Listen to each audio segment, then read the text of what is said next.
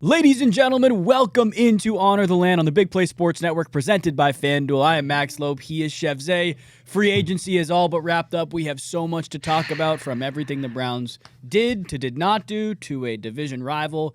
That's a hot topic of conversation. But Zay, I got to ask, how has the week been for you? It's been a crazy week just in general, in life and in the sports world. How's the week been? Week's been good. Yep. Week's actually been really good. Yesterday, I ran 3.5 miles. Just there you go. I mean, I'm on the path to trying to get right, and I was like, my watch said do a 3-mile run today. I was like, you know what? I saw my boy Sir Yacht. Shout out my boy Sir Yacht. He was like, you know what? My watch told me to run a long mile run, and I was at mile 13, and I was about to tap out, and I instantly thought of that. I'm like, I'm not gonna be a bit today. There you go. So I did it. So I'm feeling good with the miles. There you go. How you feeling, man? I'm good. You look good. You could tell the journey's working. I'm good. It's been a absolutely crazy week. Monday, Tuesday, I locked myself in my office and was just nonstop pumping stuff out. But video after video. Yeah, that Maxx Crosby day, you were like lightning. Yeah, and I had a couple videos planned out. Probably had to edit them still. I don't remember what time the Maxx Crosby thing happened, but later into the evening, and I kind of let them sit and then posted them the next day, and I had more content to make because of the Maxx Crosby stuff. We could start with that because we got plenty to talk about with the Browns. But for anybody who may not have seen, the Baltimore Ravens about a week ago agreed to trade 2 first-round picks for Maxx Crosby to the Las Vegas Raiders. Week or so goes by. The Ravens say Maxx Crosby fails his physical. We don't want to do this trade. About 12 hours later, they signed Trey Hendrickson. What did you make of that whole situation? I mean, I was like every other fan from the AFC North that wasn't a Baltimore fan when the news initially broke. Like, yes. Yeah. Like, it was. I didn't look at it from the aspect, they're getting the 2 first-round picks back. I looked at it like, yes, they're not getting Maxx Crosby. You know what I mean? And then the next day, actually the next morning, 12 hours later, the Trey Hendrickson news broke, and it was just like, of course they did, right? Yeah. Like, there was no way they were just going to back out of this for no reason if they didn't have a backup plan. And it's just funny how this is familiar territory for the Ravens. And I just find it funny that they're not getting the same type of treatment that the Cleveland Browns would get. Because it had Sashi Brown. Ironically enough, Sashi Brown is the president of the Ravens operation who didn't get the call through with A.J. McCarron. So it's kind of funny how he's at 2, he's had 2 of these instances now where he's backed out of something. So, unfortunately, I still think, fortunately for us, I still think it works out in our favor. They paid him, $30 million. He's a little bit older.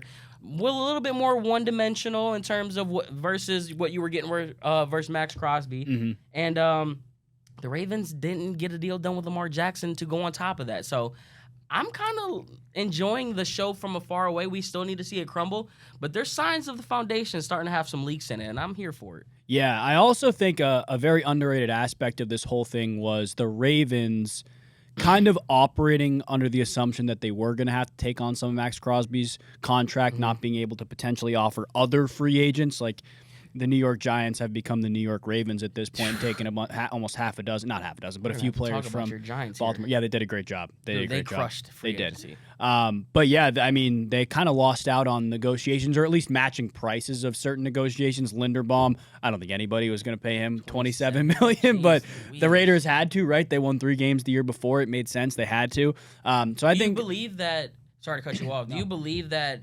I believe it was the GM came out that following day and said that the intention was to sign both. He did say that. He did say that. That's what I'm saying. Like, do you buy it? Because my good Ravens buddy, he tweeted out, he's like, Ravens doing a lot of damage control today. Do you think it was part of the damage control, or do you really think there was some intent that they could get Maxx Crosby and Trey? We'd be having an entirely different conversation. We would. If that would be the case. So I'm curious. The timeline adds up as if that's true. Do I believe the timeline? Not really. Yeah. Think about it. You are the Baltimore Ravens who just traded for Maxx Crosby. I'll ask anybody watching to put yourself in the shoes of Eric DeCosta, the general manager. You are the general manager for a football team, for better or for worse, that's in their Super Bowl window. You need to maximize this roster, especially while Lamar Jackson is on the current contract he's on. I think they're going to agree to an extension, but they haven't yet, right? you have to maximize this roster. You trade for Maxx Crosby, you're giving up 2 first-round picks, which is a lot, and I think you know that walking into the trade. For most people saying, oh, they got, buyer's remorse or something like that. They had to have thought about that trade a million times before making it, so they knew they were okay with giving up those picks. But day one of free agency goes by, Trey Hendrickson does not sign a deal, and his market, reportedly, they're calling around to his agent and all these other teams, is not what really anybody thought, but especially what the Ravens thought. You realize you can get Trey Hendrickson for cheaper, and then you can do something that, again, is not against the rules. It's not illegal to fail a physical and move off of a player and back out of a trade. You could do that and not face real repercussions. Get Trey Hendrickson, get your 2 first-round picks back. You guys who are in that situation, you know what you're doing. You know what you're doing.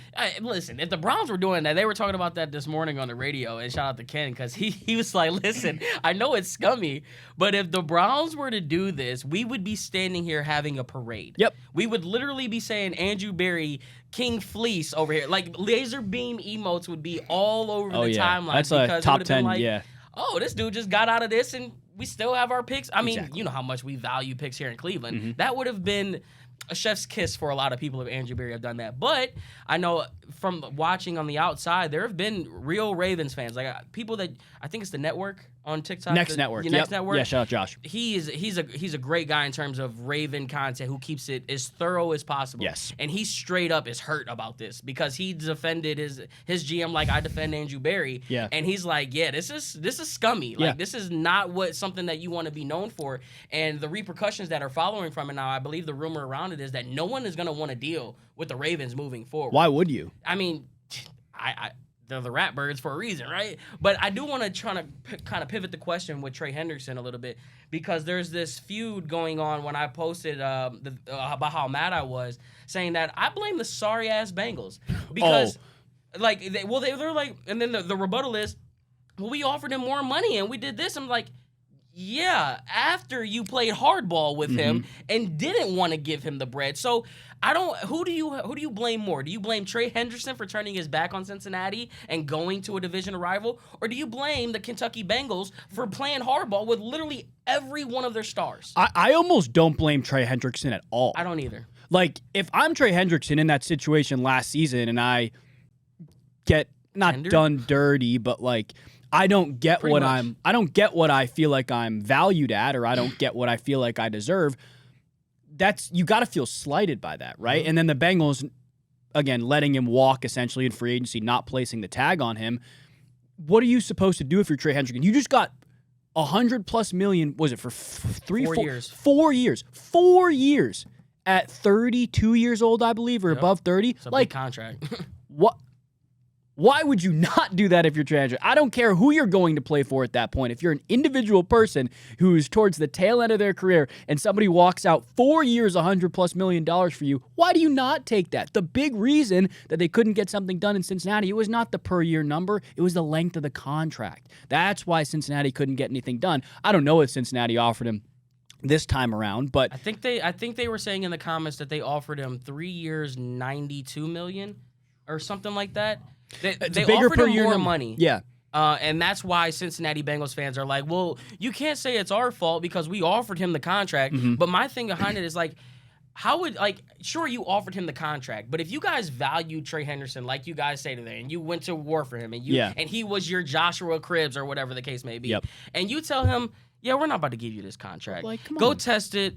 And then it's like, okay, fine, we'll throw you the contract. Like, maybe it was a little personal with Trey Hendrickson, and it wasn't the dollar amount attached to it. Maybe he felt slighted by an organization that felt like, I've given you everything, and this is the type of stuff that you're going to do for me. It's a real thing. It's almost like in a sense where Joe Hayden, I don't blame, everyone wants to blame Joe Hayden for going to the Steelers. Pittsburgh, yeah. We cut him for because he was a casualty cap cut in terms of the dollar sign. I don't blame this man for going and extending his career and then making a Pro Bowl right after it. Like, come on, man. That stuff is 9 times out of 10, the player is usually right in these in these type of decisions. This is one of those 9. And this is one of them. This is one of those 9 for sure. And how does Joe Burrow feel, guys?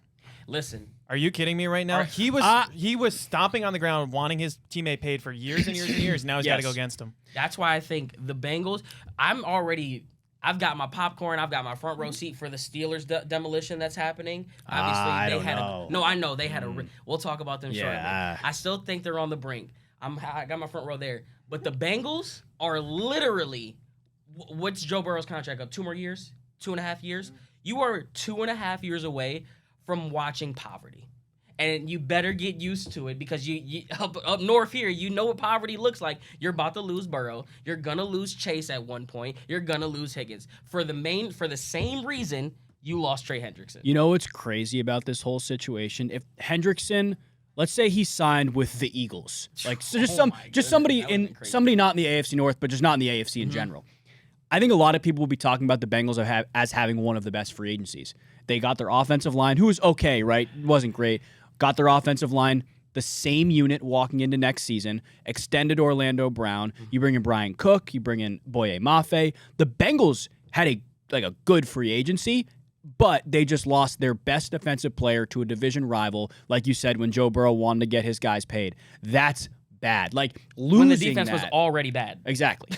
Losing that is almost like it almost not wipes away what they did, but emotionally for Bengals fans, it probably does wipe away what they did. I mean, if you're a Bengals player, do you want to be in Cincinnati? Like, as many people that talk about why would anybody want to come to the Browns, why would anybody as a star or higher want to find themselves in a Cincinnati Bengal uniform? Joe Burrow, that's it. Joe Burrow is literally a pinnacle of what you could ask for in terms of talent and taking your franchise to the promised land. And they told him, nah, not this year. Yeah. Let's wait till next year. I don't know, because they got Higgins and Chase done, which I think was huge for Burrow. It was huge, but it was more business than it was let's keep these guys together. It has to. I don't know. The way that they played it with T. Higgins. He was literally a week or two away from not being a Bengal before they ended up getting it done. I'm just saying that you can tell that those players are the energy that they give off tell that they're frustrated at the very least with how things have been done. Yeah. And I think it was very evident with some of the things that Joe Burrow said. What was that? Was this just this past year where he was like, well, I don't know if I'm not having fun, I'm not going to continue to play. Exactly. Why in the world would this man say this? And he's making $200 million and he's got both of his primetime receivers. There's something deeper in that Cincinnati bloodline that we don't know about. I think Burrow is that competitive that he's just that sick of losing, to be honest with you. And when is Cincy? Well, I don't know. Because, I think the feeling on Burrow's end, let's put a stop at it before Hendrickson signed with the Ravens. I think you can look at the situation, take it for what it is, a 30-whatever-year-old pass rusher that the Bengals don't want to pay for more than 3 years. I almost feel like Joe Burrow wants Hendrickson here, but would understand to an extent. And now I understand we're making all of these great moves. Brian Cook, Boye Mafe, my receivers are here for multiple years after that. I'm okay. I'm good. Then he signs with the Ravens. That, I think, changes a lot. I think that frustrates Burrow more, especially when he's going to be getting hit by him twice a year. I think the one question that we should be asking is, if you knew you were going to let Trey walk, why wouldn't you just trade him? I don't know. Last season, midseason, I don't know. That's the thing where it's like, everyone. I don't know if I'm sounding petty probably, but I just like to think of in Browns terms. They microscope everything that the Browns do. 100%. And the Bengals have fumbled this situation so bad. Yet it's just kind of like, oh, okay. Let's move on. Exactly. But no, let this be the Browns. Somehow Shador will be tied to it. It'll be his fault that we lost this player, and we be all in Lake Erie swimming together somehow. Yeah. So for the Bengals, though, guys, real quick, too, that when you spin it forward to the NFL draft, to me, it's whatever Mad Libs you want to put with whatever Ohio State Buckeye in the defensive end is going there. Caleb Downs at 10. They're at 10, I believe it is. You put Sonny Styles in there. You can put Caleb Downs in there. You can put Arvell Reese if he drops down there. Whatever Ohio State Buckeye is available for them at number 10, he's going to the Bengals because you got to replace Trey Hendrickson. That defense, you got to keep Joe Burrow a little bit happy. But do we have anything, though, guys, where Trey Hendrickson, he didn't really play very well last year. I know he had a core muscle injury, and he's coming off that's a very serious injury. 4 years for whatever, $110 plus million. It's a lot of money. Does that not worry you if you're the Ravens, though? It worries me.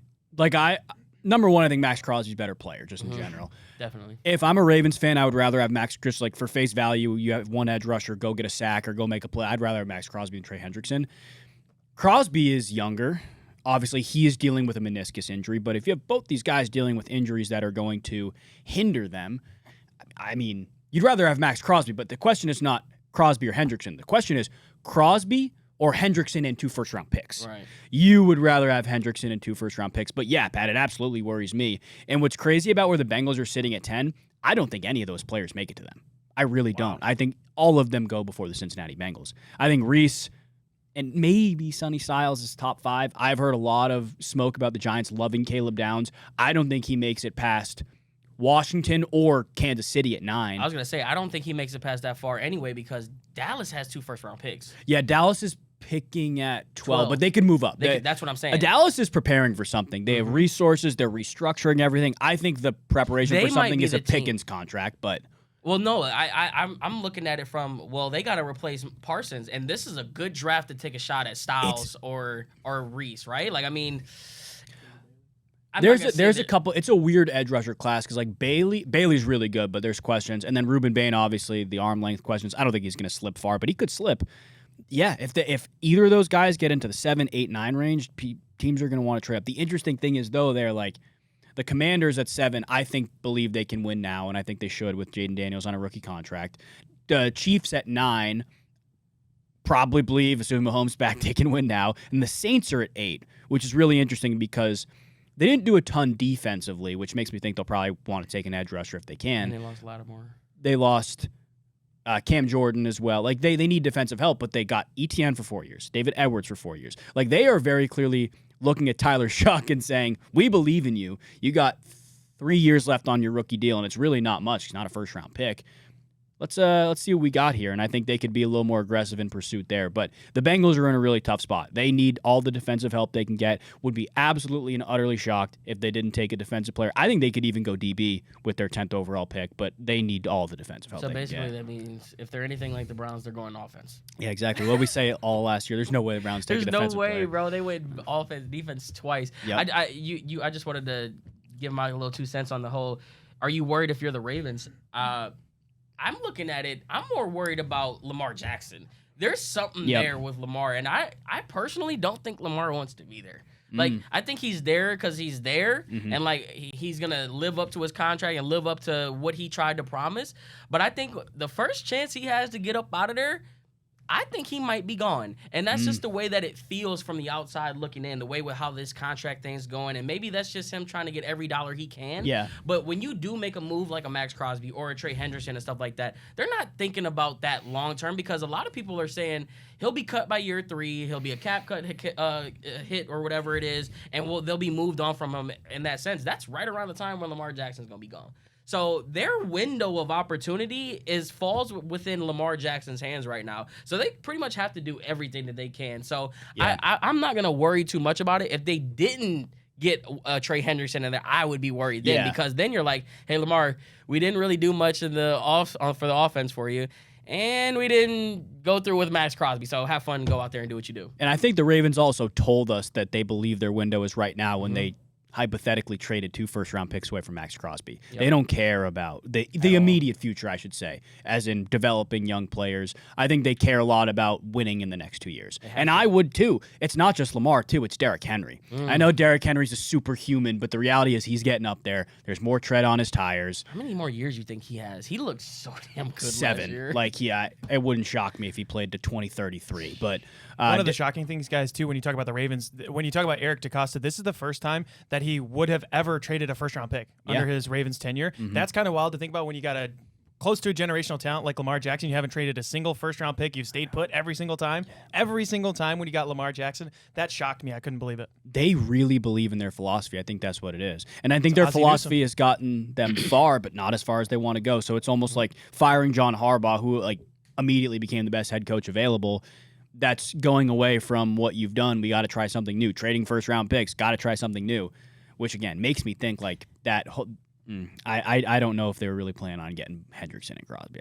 Like, if you're a Ravens fan, are you looking at what the Giants are like, oh, no, wait a minute. All the Ravens fans have said, like, some of the, like, Pat Ricard, everybody loves Pat Ricard. Everybody loves Isaiah Likely. But everybody's like, yep, Harbaugh, maybe he'll win you the division. You're not getting past the divisional round. Like, the ceiling Ravens fans feel like will be capped in New York. I don't know. I'm just looking at it like, I bro, don't know. maybe he knew something we didn't because the Giants destroy. Every time I looked up, I'm like, oh my God, here we go again. Yeah. Like John Harbaugh, what would that have looked like had he came to Cleveland? Now I'm not gonna say what Cleveland had. I think we're gonna talk about. We should talk about Cleveland next. Yeah, because I'm impressed with Andrew Bear. I'm impressed with the front office as a whole with the Cleveland Browns. But what would that have looked like if John Harbaugh was in Cleveland? Are we seeing these same type of moves? Are we seeing this same type of pull? Because it just seemed like everything was flocking to the Giants. All I could think about was Max. Like, oh, you little spoiled brat, you get the best of all these freaking worlds. I think Harbaugh played a big part. I think Jackson Dart played a big part too.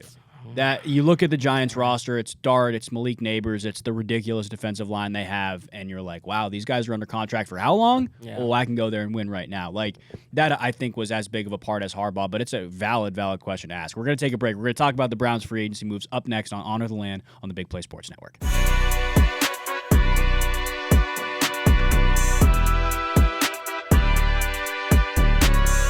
College basketball is nonstop, big games, tight spreads, momentum swings every night. And now FanDuel is giving you a way to turn that energy into even bigger wins with a college basketball parlay profit boost. Here's how it works. Build any college hoops parlay you like, the early tip, the rivalry game, the ranked matchup, the late night West Coast shootout, mix spreads, totals, props, whatever fits your read of the slate. Then just apply your profit boost and instantly bump up that potential payout. Go safe, go spicy, go with the team you've been following all season. It's your parlay, your style, now with more upside behind it. Head to FanDuel.com/bigplay to get started. FanDuel, play your game. Must be 21 plus and present in select states. For Kansas, in affiliation with Kansas Star Casino, or 18 plus and present in D.C., Kentucky, or Wyoming. Opt-in required. Minimum 2-leg parlay required. Bonus issued as non-withdrawable boost builder tokens. Restrictions apply, including any token expiration and max wager amount. See terms at sportsbook.fanduel.com. Gambling problem? Call 1-800-GAMBLER or 1-800-MY-RESET. Call 1-888-789-7777 or visit ccpg.org/chat in Connecticut or visit mdgamblinghelp.org in Maryland. Hope is here. Visit gamblinghelplinema.org or call 800-327-5050 for 24/7 support in Massachusetts or call 1-877-8-HOPE-NY or text HOPE-NY in New York. For Louisiana, call 1-877-770-7867. Welcome back into Honor the Land on the Big Play Sports Network presented by FanDuel. I'm Max Loeb. He is Chef Zay.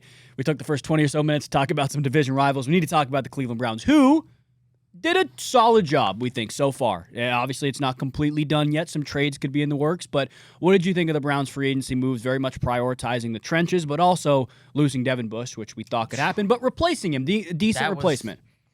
That was what, gave me. That was the Neosporin to the cut. Oh, okay. I'll say that because I love me some Devin Bush. He was great. Chicago, great contract in Chicago as well. They got one in Chicago. Like I made the video right after. I'm like, don't listen to Steelers fans. Don't listen to Seattle fans. They put too much dirt on that dude's name, and he came here and did nothing but perform. Yep.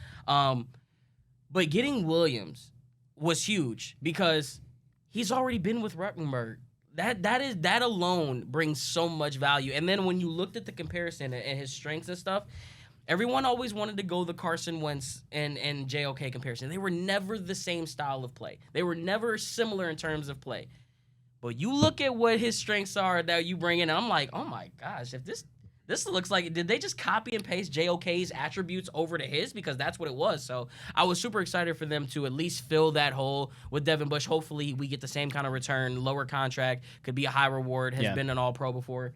But we talked about it, I believe it was maybe a show or two ago, about mimicking other teams, and they took a page right out of the Bears book. Yep. And here's the thing that no one's really talking about, the page that they actually took out.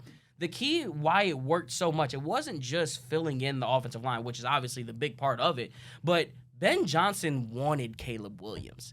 And how I'm going to correlate to the Browns, Todd Monken, while we're talking about Malik Willis and all of these other quarterbacks coming in here to the Browns thing, Todd Monken wanted Shedeur Sanders. And I think that is a huge factor that no one's really talking about.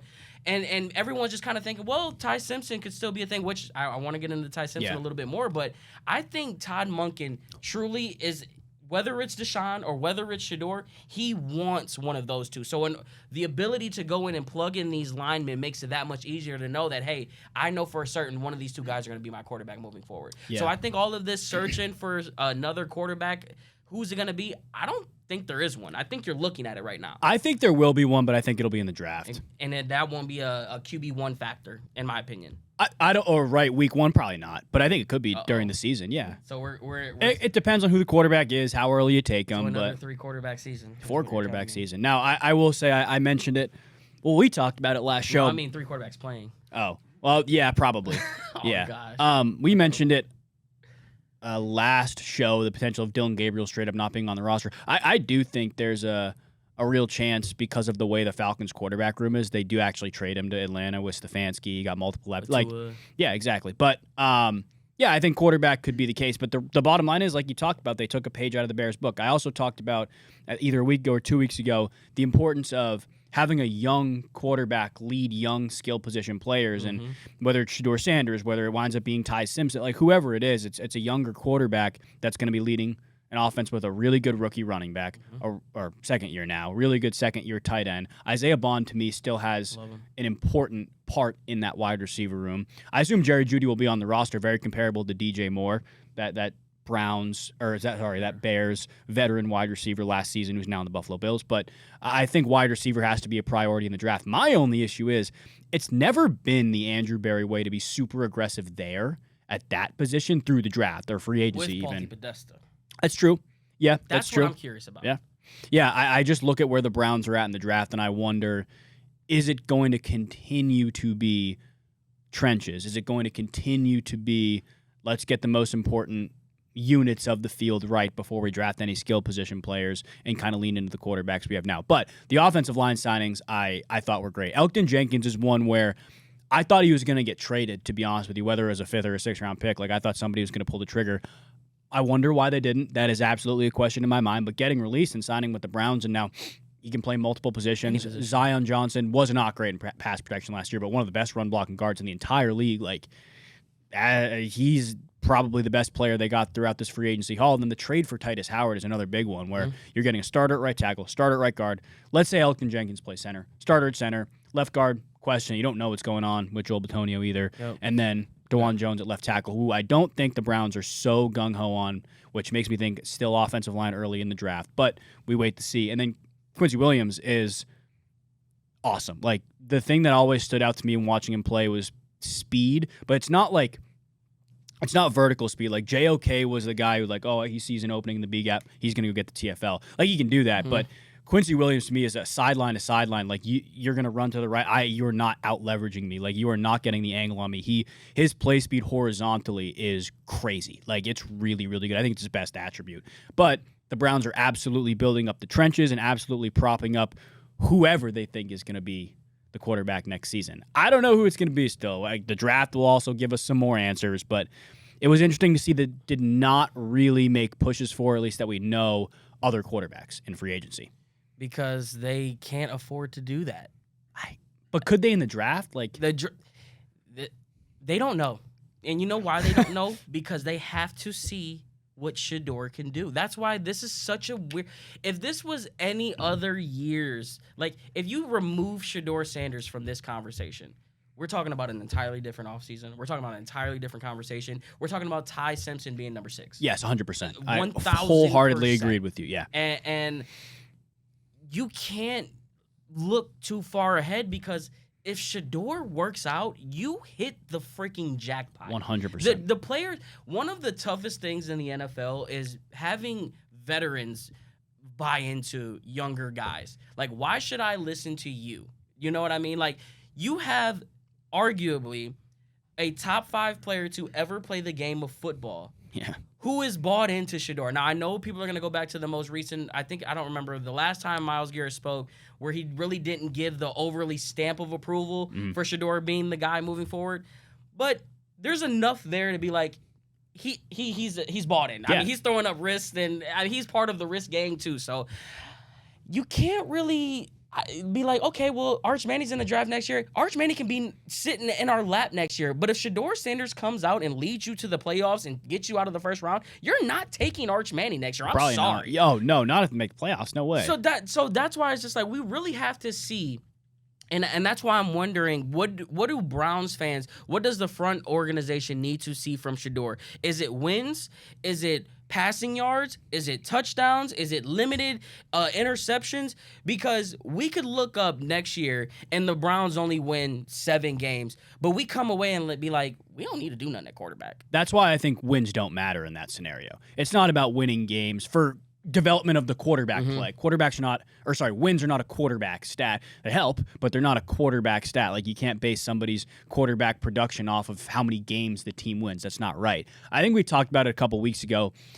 We as fans will not ever get the full picture unless we're watching every single clip of film, unless we're probably talking with the coaching staff about the film that we're watching. So it's going to be, I think the 2 biggest things are taking care of the football, but also getting better before the snap, like helping with protection. Can you identify a blitz that's coming that you've seen on tape that you can say, hey, Quinshawn, this guy's coming here, you step in, we're going to slide this way. That to me is where I think Shedeur Sanders can grow the most and say, wow, we are getting a guy who's talented, can move around in the pocket, can make plays, teammates are bought in, but now he's actively improving in, I think, the 2 biggest areas, ball security and then pre-snap stuff. That, to me, would show me enough as a coach to say, I don't know if we need to draft Arch Manning. I don't know if we need to take a quarterback really early. I hope wins would come along with that, but I don't think wins are the deciding factor in who your quarterback is next season. That's going to all come down to that. Unfortunately, the Arch Manning thing will come down to Jimmy Haslam. Can Jimmy Haslam put his ego to the side and not pull the trigger? I know I've given Jimmy Haslam a lot of credit on this show, saying that he has grown over the years, which he has. I'm not going to backtrack on that whatsoever. But you can't deny his obsession with the Manning. And that's why it is a little bit scary, but this is also why I think Shedeur Sanders has the best opportunity that he'll ever have in the NFL right now. Yeah, with I think so. Todd Monken and with this, you're not gonna find a coach who wanted you more than Todd Monken. I think that the NFL has made that clear, pushing you to the 5th round. Because if someone wanted you that bad, you wouldn't have got to the 5th, right? Or the taintedness wouldn't have.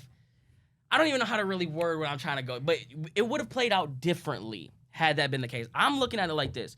Shedeur Sanders, I don't want to say he's getting the keys to the Ferrari, but that one little clip that we got at Todd Monken, and I don't think that they were prepared for him to be like, we tried to draft her. I think that might have caught him by surprise. Had we not seen that clip, I think we'd be having a whole different conversation. Like, maybe he's just here because he's confident in his abilities. I truly believe Todd Monken thinks he can make it work with Shedeur. And that is the only thing that Shedeur, and there's tweets going around right now of people trying to speculate what Shedeur is really talking about. His tweet was something like, value the opinions of people who care about you, not the ones who are making noise. He feels that there's people behind him now, where I don't think you felt that last year. He felt very isolated last year. This time last year. I don't get that sense this year. So I think Shedeur Sanders has the prime opportunity, and I don't think he'll get a better opportunity than he will right now. And I know it sounds weird because of how we're playing it now, and we're throwing in the Mac Joneses of the world and the Malik Willises of the world. But your running back that you talked about loves you. Your tight end, you've already got a damn good connection with him. Jerry Jeudy and you are already working in the offseason. We just saw that you guys are working in the offseason. The guys are galvanizing around 12 right now. And will he get that anywhere else? I don't know. But he's getting it right now, and you're getting it from the one spot that you didn't get it last year, and that's head coach. And that's important. That's important. You mentioned getting the keys to the Ferrari. I think it's keys to a beat-up 2005 used car. We ain't got a Ferrari. You're right. That I think is the big difference. Maybe it's the best opportunity as it relates to your coach believing in you and playing with house money, I think, is another thing. He very clearly, I think he just does play loose in general, but looser now because, he's not. He doesn't feel like he's going to get benched. I also don't think there's as much pressure as he would have been if he was a first-round pick. But at the same time, the offensive line has gotten better. I want to see it on the field, make sure it is actually good. But the pass catchers, the receivers specifically, and obviously you can address it through the draft, there's a lot to be desired. Like, there's a lot to be desired. And I also think the Browns are very top-heavy. I don't think there's a lot of depth there. I think if, God forbid, a good elite player on that offense in the skill positions were to go down, I don't know if they could make up for it. I think we really saw the loss of Quinshon Judkins those last couple games of the season, as well as the beginning of the season when he was not playing, where Jerome Ford and Dylan Sampson, granted, Dylan Sampson had a great receiving game in week 1, but they did not run the ball effectively. I am worried about the depth behind these guys. And again, you can address it through the draft. There's a whole month, and I can't remember how many picks the Browns have this year, X amount of picks to address this and to shut me up. But I haven't seen the depth in free agency that I probably would have liked. And I think the Ferrari would be, let's say Browns get Carnell Tate at 6, and they're able to get some low-money wide receiver in free agency, and then you draft some depth, and then you get a second tight end who you're really confident and proud of. Like, that, I think, would be more of a Ferrari than what the Browns got right now. So we've got 9 picks this year. I thought it was 9. Yeah. We got 9, 6, 24, 39, 70, 107 are the top 5. But in terms of the picks and stuff, I think this is the first year where I can look at pick 6 and be like, you know what?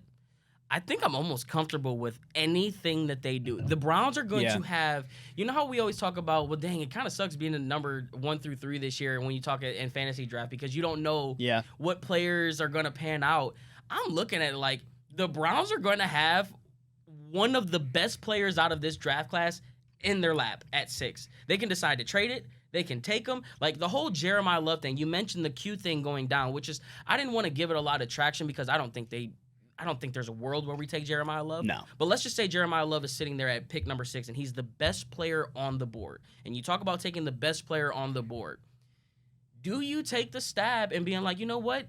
You make a great point there. When Q did go down, we suffered. You saw it at the beginning of the year. You saw it at the end of the year. Could you imagine what that would look like with Jeremiah Love and Q? That would look pretty stupid. It would. So where do you want the Browns to go in terms of the draft? Like, because when I look at it, obviously, Carnell Tate's going to be the number 1 on everyone's list at 6. Yeah. I look at it like this. You don't have to go Tate at 6 because at 24, there's going to be a really good player there, too. Yeah. So, or if you trade back from 6, you can go to 15. There's probably going to be the best receiver at that spot. Like, the Browns have this rare opportunity where you don't have to necessarily go the best receiver, Carnell Tate, there, or the best offensive lineman guy there, because chances are, I don't know what the percentage is, but usually they aren't the best one. It's the second or third guy picked, and the Browns are going to be at prime position to take the second receiver off the board or the second tackle off the board, and those are the ones that usually hit. Yeah, in my opinion, I think it's going to be a trade down. I think so. I think you just look at who, like Mendoza will go 1. The way I have it playing out, the way I have it playing out now is Arvell Reese 2. I have Jeremiah Love of the Cardinals, but Jeremiah Love probably goes in the top 5. Jeremiah Love of the Cardinals, Sonny Styles to the Titans. I think the Giants are also in prime spot to trade down. Maybe they take Tate at 5, but I think they're thinking the same thing. Like, we need our number 2 receiver. The top 5 or 6 receivers in this draft are good. Like, they're good, and you could trade down. Yeah, I agree with you. I still think they could get him in a trade down, but let's just say that the Giants trade down, and I talked about it like 20 minutes ago. Saints, Chiefs, potentially Miami trade up to get David Bailey, Reuben Bain, one of those 2 guys. The Browns at 6 now could have Carnell Tate, like you said, absolutely could, and I don't think any fan would be upset with that pick, especially after how long waiting for a receiver. But I also think there would be teams like the Kansas City Chiefs, the Miami Dolphins, the New Orleans Saints who would want to get up there. Yeah, and the Chiefs are in a spot where they're built to win now, and I think they want to be aggressive. But the other big elephant in the room here is Caleb Downs. Like, if the Browns are at 6 and Caleb Downs is on the board, which I think is a very real possibility, do you just take him? Do you? I mean, it's a very valid question because a lot of people will say he's one of the 3 best overall players in the draft. He can do a ton of different things. Obviously, there's worries about his knee. I think that's kind of been put to the side and washed away from better reports, to be honest. But I don't 100% know if it's in the Browns' best interest to take somebody at 6 when you could trade down to, let's say, 9 and get an extra third or extra second or move up 20 spots. I think that would almost be in the Browns' best interest. What I think is going to happen, though, I think the Browns do trade down. Spencer Fano from, I think it's Utah. He has played both tackle positions and has done so at a high level in both spots. Primarily right tackle, but he's played left tackle. Like, I think that makes a ton of sense for the Browns with how DeJuan Jones is, with the importance of the tackle position, with question marks really still on both sides. Like, Titus Howard, good player, but you still got to, hedge your bets a little bit here. I think that's a reality. And if that's the case, let's say the Browns move up 20 spots and it's the Chiefs that wind up trading them, move up from 70 to Chiefs are picking at 40-something, I think. The Rams' second-round pick, I believe. That's a spot to take a receiver. 24 is a spot to take a receiver. Guys like Omar Cooper, Denzel Boston, guys who are projected mid to late first round could do wonders for your offense. You get Carnell Tate, sure, but you're not getting 20 extra spots in the second or third round. You're also not getting an offensive tackle that could be a difference maker, and it seems like that's the direction that the Browns want to go. So I think trade down is super, super, super real, especially with an eye moving forward, not just to Brook Park, but the next year or two to potentially make a bigger trade for a receiver who becomes available. Or we talk about the Joe Burrow stuff, potentially Joe Burrow. I think that extra pick or two, that extra leverage that you can have in trading down is almost worth it for the Browns at this point. Is it? If you remember last draft, Mm-hmm. I was big on this could be the draft where they take, was it last year where they take 3 draft picks in the first round? Maybe I was 1 year too early. No, I think it was last year. Maybe I was 1 year too early. Okay. This could be the prime draft because I'm just thinking back to 2017. They did that. Mm-hmm. They had 12. They had the 12th pick, which they traded for Deshaun. They ended up drafting Deshaun Watson. They traded back to pick 25, and they had 25th pick and the 29th pick. That was Jabril Peppers and David Njoku. Mm. This is the same type of draft like that.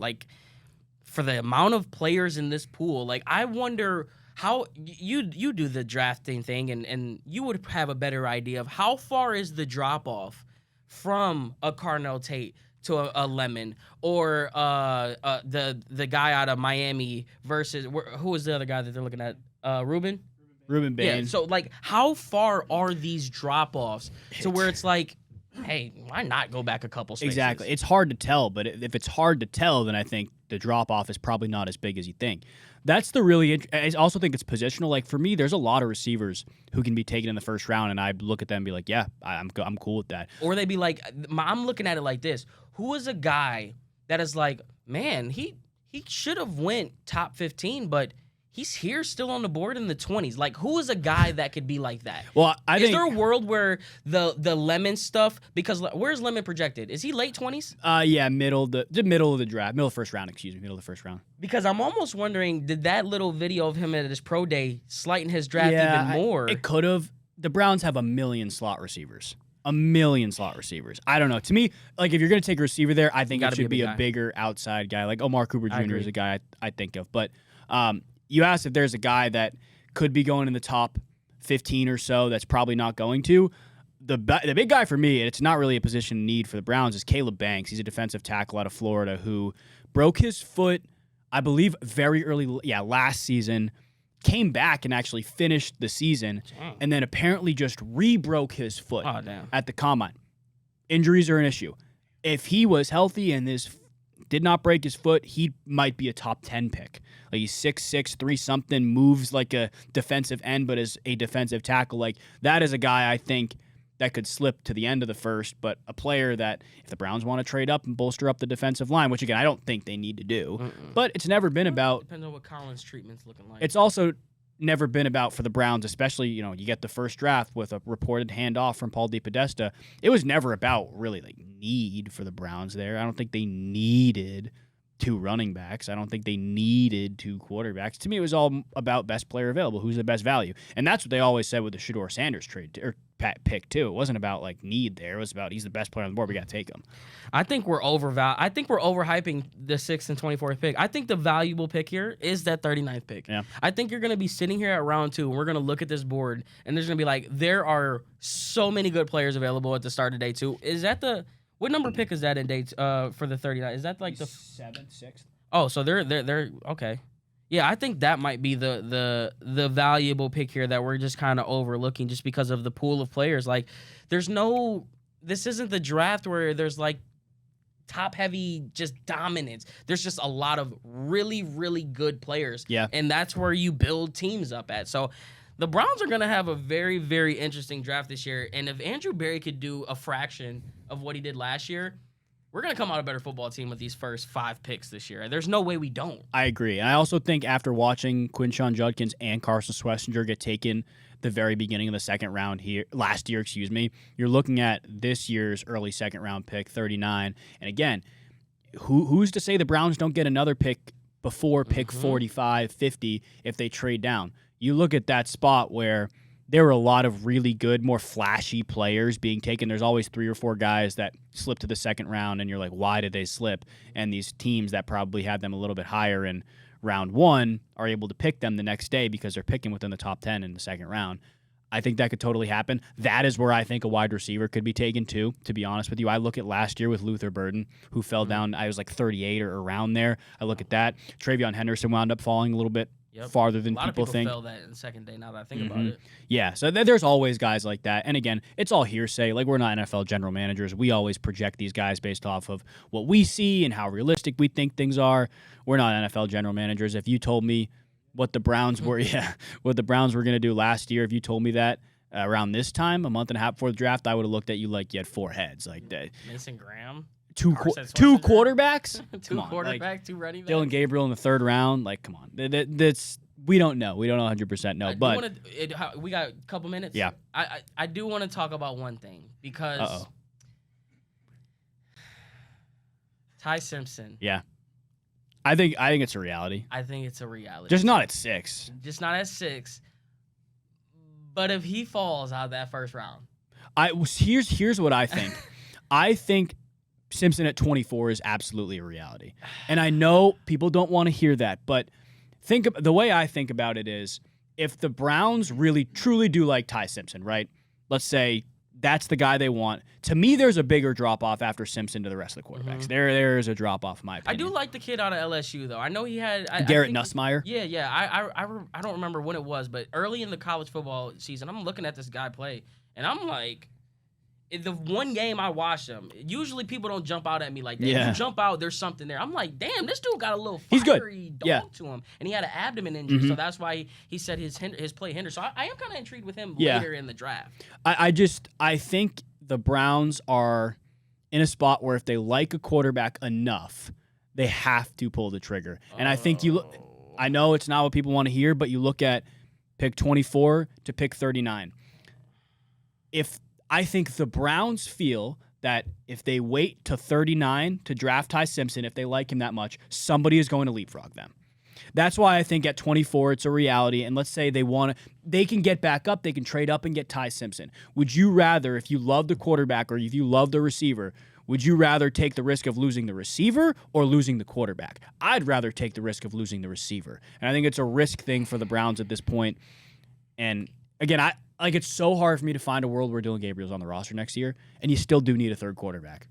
I need to know what Todd Monken thinks. I need to know where his head would be at. His head, if they take him in the first round, yes, exactly. He loves him. That should tell you all you need to know. And then that pretty much just erases everything that I said about what I said about Deshaun and Shador, and that's why This is why if Shador was not on this team right it's different. now, it's this different. Conversation is a no-brainer. We're taking Ty Simpson, and there's nothing. It probably would be at 6, like you said. Yeah, it would be at 6, like no cap. Like there would be, and the reason why I would be okay with it is because connections in the NFL are a real thing. Yeah, and he is as connected to Ty Simpson and Todd Monken are as you can be. You might as well be joint at the hip at that point. Yeah, that's how connected they are, and Todd loves him. He loves Todd. It's very clear, and that's one thing where you don't really get that when you draft quarterbacks in Cleveland, where the coach and the coach are in love before they even were even thought of being a possibility in the NFL. Yep. Like this is a match that was made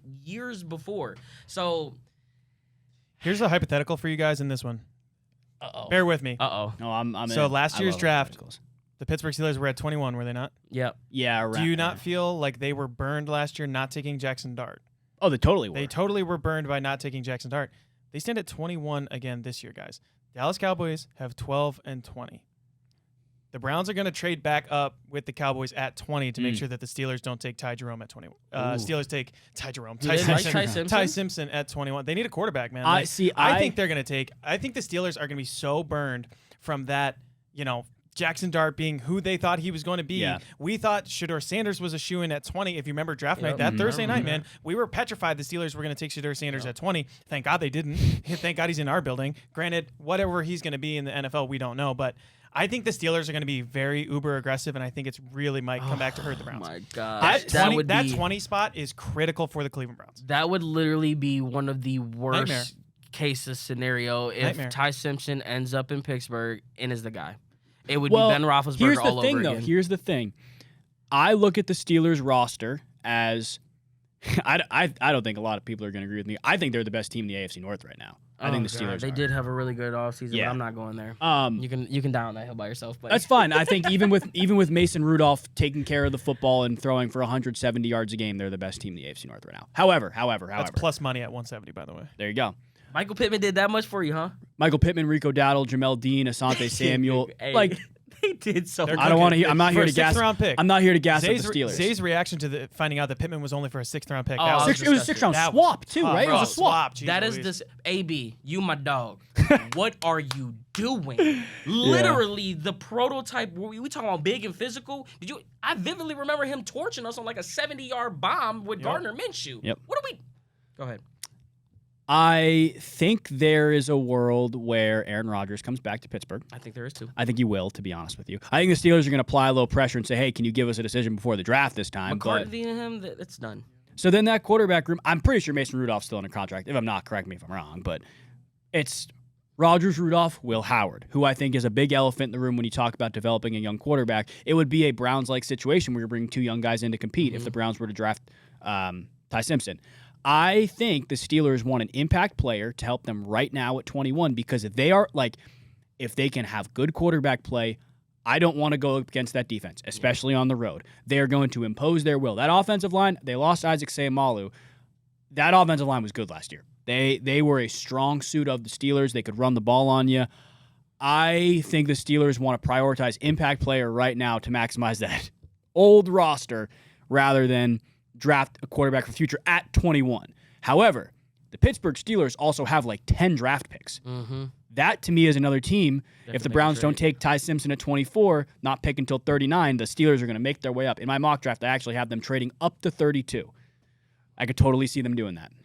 I just there's so many things, but that's part of the thing where we talked about before. Where we got to put that loser mentality behind us. I have to get That's out fair. of that. That's You know what I fair. mean? I have to get out of that world where it's like, stop worrying about what the Steelers do. They about to crumble. I know they're about to crumble, but damn, it would hurt if a guy who literally, I don't want to say he wants to be in Cleveland, but who would want to be in Cleveland with Todd Monken if he was here, end up going to Pittsburgh.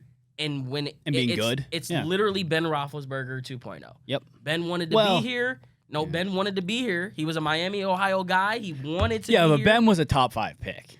Was top 5? Yeah. He still wanted to be here, right? It's fair. And if he goes to Pittsburgh and balls out, it hurts a little bit more. Like seeing Joe Hayden ball out in the Steelers jersey, it hurt a little bit. Yeah.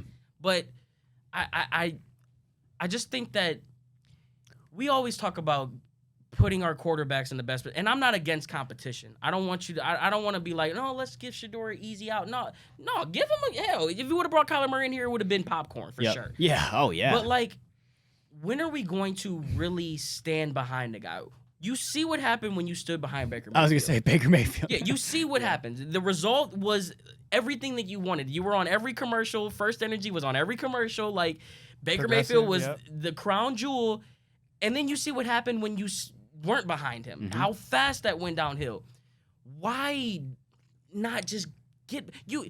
I mean, I know the PTSD will probably kick in with Deshaun Watson because you say, "Hey, we did that in 2024, and look where that got us." I still think the fan base was divided on Watson. Though. I don't want to say the fan base. I'm talking about the organization. They did everything that they could to get behind Deshaun Watson, but I don't think the pieces that needed to be were actually behind him. That offensive line wasn't behind Deshaun like we thought it was. And I'm going to go back to that Jacksonville game and point it out every single time that they weren't. The guys are behind Shedeur right now. Why mess that up? Like, that's why I don't think, I don't think it would necessarily mess it up if they brought a rookie in. If Shedeur got the opportunity at 24, first. it would. First round quarterbacks in Cleveland Browns, you're playing. There is no conversation. I guess it's a Aaron Rodgers, Jordan Love type thing too, where you oh yeah, we're all in for you. We're gonna take quarterback in the first round. That's fair. Yeah. Yeah, I mean, like you say a different organization, I can maybe buy it. Not with the Browns. If you take a quarterback in the first round, you're playing. The elephant in the room with that one too is like I don't think Andrew Berry's doing it. I don't think he has the stones to take Ty Simpson in the first round. Oh, he's got stones. I really don't. I didn't think he had the stones. I think Andrew Berry is waiting to show that he has stones right now. Really? On year 7, Zay? Without you Paul think year 7? This is the year. The reason why I say that because sure. Paul T. Podesta and that they had a very strict camp thing that they were running. That Moneyball scheme that they were running, it was so evident because every single year we questioned why they made certain moves and why they did this and that, and it was because that was the plan. Last year was the first time that didn't look like the plan that they've been running for the previous 6 years. So I'm not. I get where you're saying. I'm not gonna knock your point because I do it like. Go ahead. Yeah, it's year 7, but this is the first time these guys have. Last year was the first time we saw Kevin Stefanski flex his muscles, and we saw it. I mean, that was a different Kevin Stefanski last year. Yeah. This Andrew Berry moving different. He's moving different this year. So I'm gonna give him the benefit of the doubt this year. Show me first, and then if it doesn't go, I'll be with you on that side. But right now, I can't do it. I'm rocking with my boy AB. Does Ty Simpson coming in, if he is Todd Monken's guy, and you assume, right, if he's taken early, Todd Monken, he likes him a lot. Does that buy Andrew Berry multiple years, though? I think it does. I think it goes right in the. It's still all of this is a 3-4 year window. Yeah, I'm with you. Yeah, so I mean, yeah, it falls right in line with that window. Todd, you get one crack. You choose. Who do you want? That's fair. It probably is not an ultimatum, but it's a decision between. Yeah, that's fair. So that's why I think that I'm bought into Todd. I fully am. I'm a Todd Monken truther right now. I'm fully in on what he's got cooking right now. I love his energy.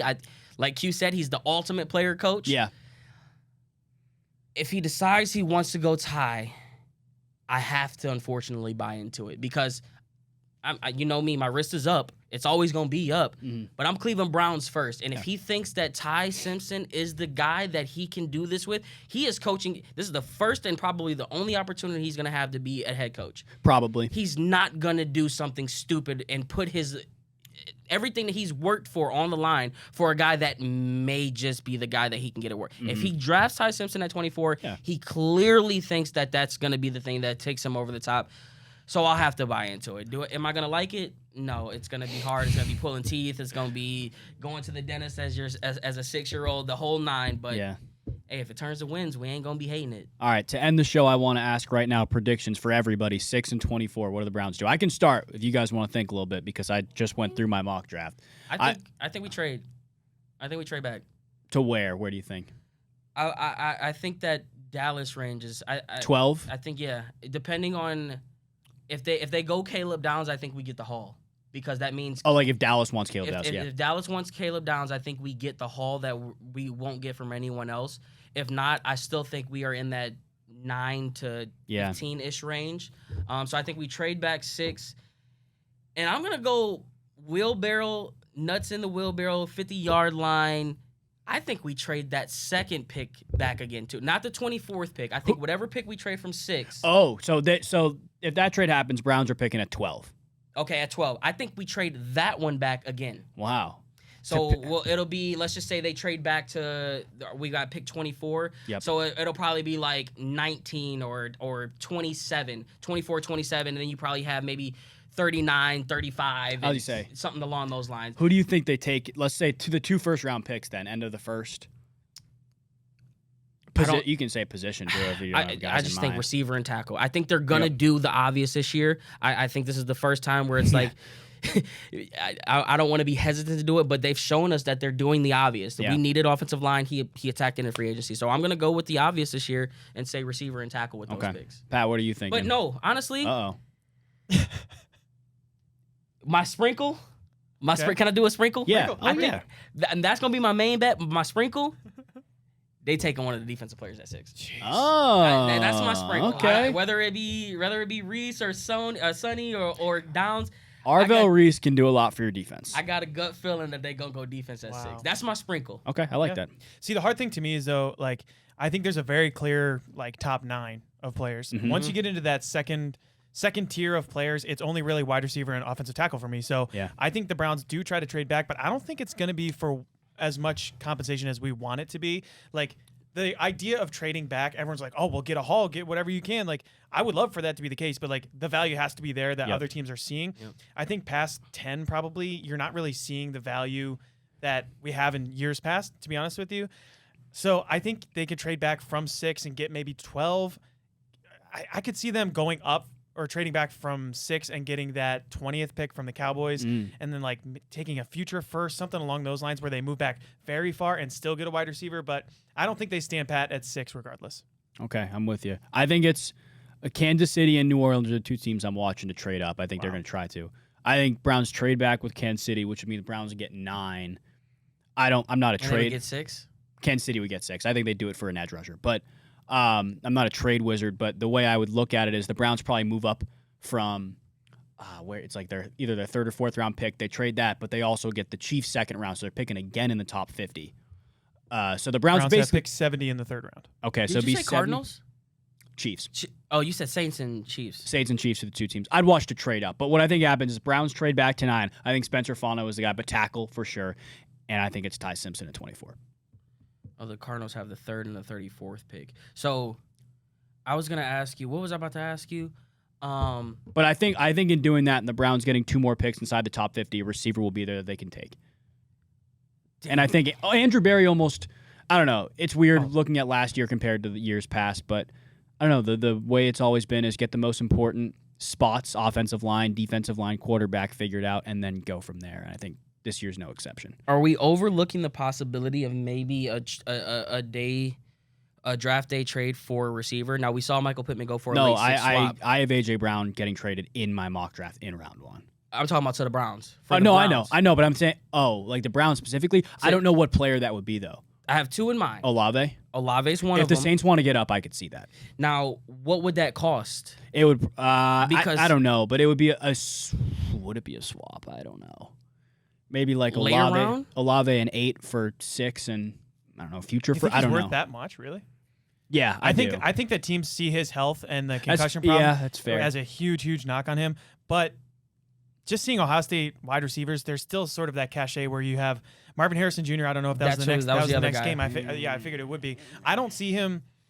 I don't know. Arizona likes him, but like, where are they going at quarterback? Jacoby Brissett's not doing anything for you, but they could get Arch Manning the next year. I think they're gunning for that number 1 spot.